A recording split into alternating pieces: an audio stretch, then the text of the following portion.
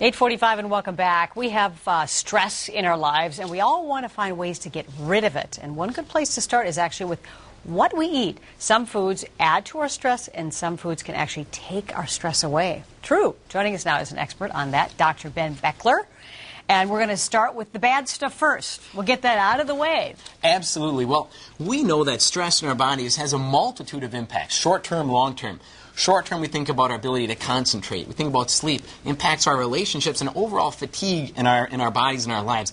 Long-term, it causes us to gain weight. We think about heart impact. Organs, and major immune suppression, and leads to sickness, illness, catching of the common cold. There are certain foods we want to avoid and other ones we want to incorporate into our diets. We've got some of those to avoid. Of course, I mean, it's obvious, but when we think about the mechanism, these foods lead to increase in blood sugar spikes, increase in cortisol. All stuff we love, of course. Right, exactly. That stress production hormone, cortisol, that gets out there in the body, suppresses the immune system. We can lift some of this up here.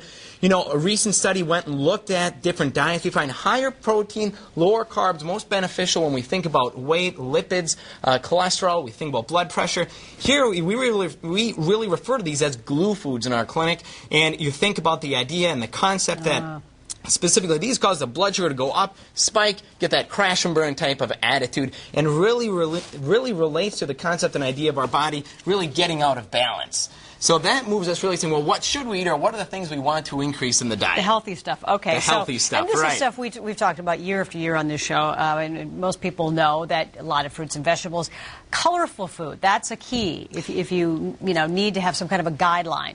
You know, research supports broad spectrum ingestion of a multitude of different types of food, not just a single isolated nutrient or food. So number one, go for variety. What do we want to shoot for? We want antioxidants, number one. Number two, we think about omega-3 essential fatty acids. So much research promotes mood, promotes brain function, good for the heart and lipids. We want to focus on magnesium and potassium. Potassium for blood pressure.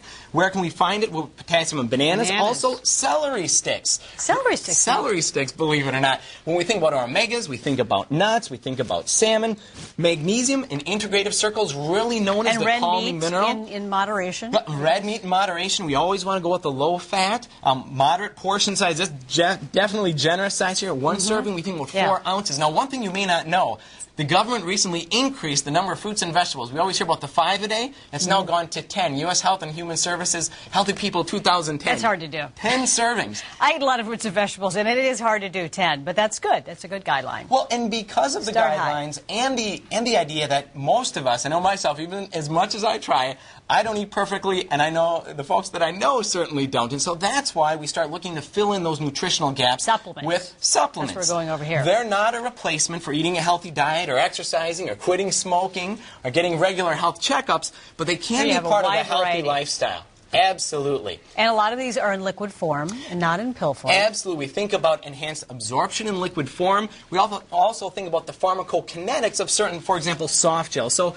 know your supplement company, know the background information. These are Eniva products here. I'm a chief scientific officer there. So we spend a lot of time focusing on the pharmacokinetics and studies behind the products.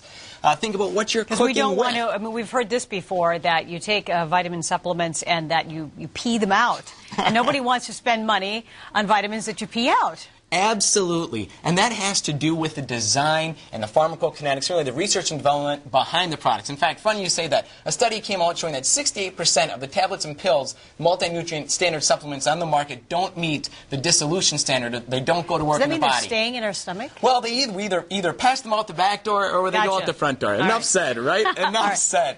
Things to focus on for stress: antioxidant, broad spectrum, don't mega dose. So that's number one, when you're picking out a supplement. 2, preferable liquid form. Omegas, EPA and DHA, docosahexaenoic acid and icosapentaenoic acid. Big words, EPA, DHA, 1,000 milligrams. And vegetables, and do it in all moderation. Absolutely. So, B-complex, vitamin C, and again, incorporate supplements as part of a healthy lifestyle, regular exercise, regular checkups. Make good choices, and don't drink alcohol before going to sleep. It disrupts the sleep cycle. Doesn't help you sleep. If you're not getting enough sleep, don't drink alcohol before. Right. Thank you, Dr. Ben. You're welcome. Dr. Ben Beckler. Okay.